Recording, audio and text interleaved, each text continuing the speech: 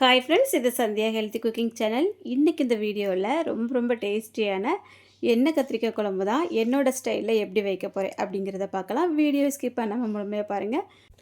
நீங்களும் இதே போல் ட்ரை பண்ணிங்க அப்படின்னா எப்படி இருந்து அப்படிங்கிறத மறக்காமல் கமெண்டில் சொல்லுங்கள். அப்படியே வீடியோ முடிஞ்சதும் ஒரு லைக்கும் போட்டுருங்க. வாங்க இப்போ நம்ம வீடியோக்குள்ளே போகலாம். இன்றைக்கி எண்ணெய் கத்திரிக்காய் குழம்பு ரெடி பண்ணுறதுக்காக 1/4 கிலோ அளவுக்கு இந்த மாதிரி சின்ன சின்ன கத்திரிக்காய் வாங்கி வச்சுருக்கேன். இது நல்லா தண்ணியில் க்ளீன் பண்ணிவிட்டு அந்த காம்பு பகுதி இருக்குது பாருங்கள், அதை லைட்டாக இருக்கிற மாதிரி மிச்சத்தெல்லாம் கட் பண்ணி எடுத்து வச்சிடலாம். அதுக்கப்புறமா இந்த மாதிரி நம்ம நுனி பகுதியில் ப்ளஸ் மாதிரி 4 ஆட்டு கட் பண்ணிவிடுவோம். மொத்தமாக கட் பண்ணிடக்கூடாது, ஒரு 3/4 பங்கு அளவுக்கு கட் பண்ணி எல்லாத்தையுமே எடுத்து வச்சிடலாம். இன்றைக்கி சின்ன வெங்காயம் பெரிய வெங்காயம் ரெண்டுமே வச்சு நான் ரெடி பண்ண போகிறேன்.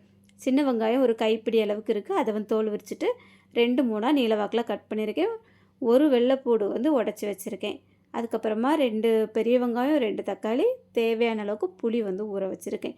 இனி நம்ம குழம்பு ரெடி பண்ணுறதுக்கு ஸ்டவ் ஆன் பண்ணி ஒரு கடாய் வச்சிடலாம். பாத்திரம் நல்லா சூடாகினதும் ஒரு 50 ml அளவுக்கு நல்லெண்ணெய் சேர்த்துருக்கேன். எண்ணெய் சூடாகிட்டு இப்போ நம்ம க்ளீன் பண்ணி எடுத்து வச்சுருக்கோம் பாருங்கள் கத்திரிக்காய், அதை எல்லாமே நம்ம உள்ளே சேர்த்துடலாம். சேர்த்துட்டு மிதமான தீ வச்சு நம்ம ஒரு 5 நிமிஷத்துக்கு இது நல்லா மிக்ஸ் பண்ணி விட்டுட்டே இருந்தோம் அப்படின்னா நல்லா எல்லா இடமே வதங்கி வந்துடும். அதுக்கப்புறம் நம்ம இதை எடுத்து வச்சுட்டு மிச்ச வேலைகளை ரெடி பண்ண வேண்டியதுதான். இப்போ பாருங்கள், இந்த மாதிரி பொறுமையாக கொஞ்சம் கிண்டி விடணும். எண்ணெய் ஓரளவுக்கு தாராளமாக இருக்க தான் செய்யணும், அப்போ தான் நல்லா வரும்.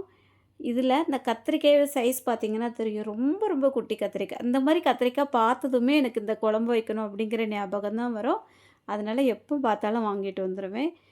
இப்போ கத்திரிக்காய் வதங்கிட்டு இந்தளவுக்கு வதங்கினா போதும். அதை எடுத்து வச்சுட்டு அதே எண்ணெயிலே கொஞ்சம் கடுகு, உளுத்தம்பருப்பு, வெந்தயம் இதெல்லாம் சேர்த்துட்டு பொரிஞ்சதுக்கப்புறமா நம்ம சின்ன வெங்காயம் கட் பண்ணி வச்சுருக்கோம் இல்லையா, அதை அப்படியே சேர்த்துடலாம். இது சின்ன வெங்காயம் நல்லா ஒரு 25லேருந்து ஒரு 30 வெங்காயம் அந்தளவுக்கு இருந்திருக்கும். அதை தான் நல்லா க்ளீன் பண்ணிவிட்டு நீளமாக 2-3 ஆட்டு கட் பண்ணி எடுத்து வச்சுருக்கேன். இதை அப்படியே சேர்த்துட்டு கொஞ்சமாக கறிவேப்பிலை, இது கூடால அந்த பூண்டு உரித்து வச்சுருந்தேன் பாருங்க, அந்த பூண்டு முழுசாக போட்டு அப்படியே எடுத்து வெளில வச்சுருவாங்க. அதனால் நான் இடிக்கல்லில் வச்சு நல்லா ஒன்றும் பாதியமாட்டு இடித்து எடுத்து இதில் போட்டுருவேன். அப்போ தான் நம்ம குழம்பு பிசைஞ்சு சாப்பிடும்போது கண்டிப்பாக அந்த பூண்டு எல்லாமே சாப்பிட்ருவாங்க. அதனால் நான் இப்படி தான் சேர்ப்பேன். இப்போது நம்ம அந்த 2 பல்லாரி எடுத்து வச்சுருந்தோம் இல்லையா, அதையும் கட் பண்ணி மிக்ஸி ஜாரில் சேர்த்துட்டு நல்லா கொஞ்சம் குறப்பாக அரைச்சி எடுத்துகிட்டு வந்தாச்சு. சின்ன வெங்காயம் கொஞ்சம் லேசாக பாதியளவு வதங்கினதுக்கப்புறமா நம்ம இந்த பெரிய வெங்காயம் அரைச்சதையும் சேர்த்து கொஞ்சம் வதக்கிக்கிடலாம். அது கொஞ்சம் வதங்கி வரும்போது 2 தக்காளி எடுத்து வச்சுருந்தோம் இல்லையா, அதையும் அதே மிக்ஸி ஜாரில் சேர்த்துட்டு இந்த மாதிரி கொஞ்சம் பரப்பரப்பாக அரைச்சி எடுத்து இதில் சேர்த்துடலாம். இந்த மாதிரி எல்லாத்தையுமே நம்ம மிக்ஸியில் போட்டு லைட்டாக அரைச்சிட்டு சேர்க்கும்போது கொஞ்சம் கிரேவி நல்லாயிருக்கும். வதங்குறதுக்கு தேவையான உப்பு சேர்த்துடலாம். தீ மிதமான அளவில் வச்சுட்டு நல்லா பொறுமையாக இதை வதக்கிக்கிடலாம். இது நல்லா வதங்கினதுக்கப்புறமா நம்ம மசாலா சேர்த்துடலாம். இன்றைக்கி மசாலா நாங்கள் வீட்டில் அரைச்சா குழம்பு மசாலா தான் சேர்க்க போகிறேன். இந்த மசாலா நிறைய விதமான குழம்புகளுக்கு யூஸ் பண்ணலாம். நான் இதில் ஒரு 4 ஸ்பூன் சேர்த்துருக்கேன். மீன் குழம்புலேருந்து புளிக்குழம்பு, காரக்குழம்பு எல்லா விதமான குழம்புக்கும் இந்த ஒரே மசாலா போதும். எப்போவுமே இந்த ஒரு மசாலா அரைச்சி வச்சுட்டா நம்ம வீட்டில் எந்த குழம்பு வைக்கணும் அப்படிங்கிற யோசனையே இருக்காது. ஒருவேளை இந்த மசாலா உங்கள்கிட்ட இல்லை அப்படின்னா நீங்கள் மல்லித்தூள், வத்தல் தூள், மஞ்சள் தூள் எல்லாமே தனித்தனியாக சேர்த்துடுங்க. நான் எல்லாமே சேர்த்து அரைச்சதுனால இதில் தான் எப்போவுமே சேர்த்துக்கிடுவேன். இப்போ இந்த மசாலா நல்லா சிம்மில் வச்சுக்கிட்டு அழகாக ஒரு நிமிஷத்துக்கு கலந்து விட்டோன்னா அதோட ஸ்மெல்லு கொஞ்சம் டிஃப்ரெண்ட்டாக இருக்கும், நல்லாயிருக்கும் குழம்பு நம்ம சாப்பிடும்போது. அதனால் அந்த மாதிரி நான் கலந்து விட்டாச்சு. எடுத்து வச்சுருக்க புளி இருக்குல்லையா, அதையும் கரைச்சி இதில் சேர்த்தாச்சு. இனி நம்ம தேவையான அளவுக்கு தண்ணி சேர்த்துடலாம்.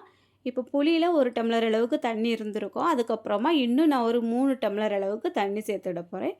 இதை நல்லா கலந்து விட்டுட்டு அதுக்கப்புறமா நம்ம இன்னும் கொஞ்சம் தேவையான அளவுக்கு உப்பும் சேர்க்கலாம். இந்த மசாலா எல்லாம் சேர்ந்து ஒரு கொதி வரும்போது எடுத்து வச்சுருக்க கத்திரிக்காய் இருக்குல்லையா, அதையும் இது கூடால சேர்த்துக்கிடணும். எண்ணெய் கத்திரிக்காய் குழம்பு 2-3 விதத்தில் வைக்கலாம். நான் வச்சுக்கிறது கொஞ்சம் ஈஸியான மெத்தடு தான். இந்த வெங்காயம் தக்காளி எல்லாம் அரைச்சி சேர்க்க விருப்பம் இல்லை அப்படின்னா நல்லா பொடியாக கட் பண்ணி வதக்கிக்கிடுங்க, ரொம்ப நல்லா தான் இருக்கும். இல்லைனா இது கூடால கொஞ்சம் தேங்காயும் சேர்த்து வதக்கி அரைக்கலாம், அதுவுமே ஒரு டேஸ்ட்டாக இருக்கும். நான் இன்றைக்கி தேங்காய் சேர்க்காமல் சேர்த்துருக்கேன். இப்போ நல்லா அந்த கத்திரிக்காயும் போட்டு மூடி போட்டு ஒரு 5 நிமிஷத்துக்கு சிம்லேயே வச்சு கொதிக்க விட்டுறலாம். ஏற்கனவே கத்திரிக்காய் வதங்கினது தான், அதனால் சீக்கிரமாக நல்லா மசிஞ்சு வந்துடும்.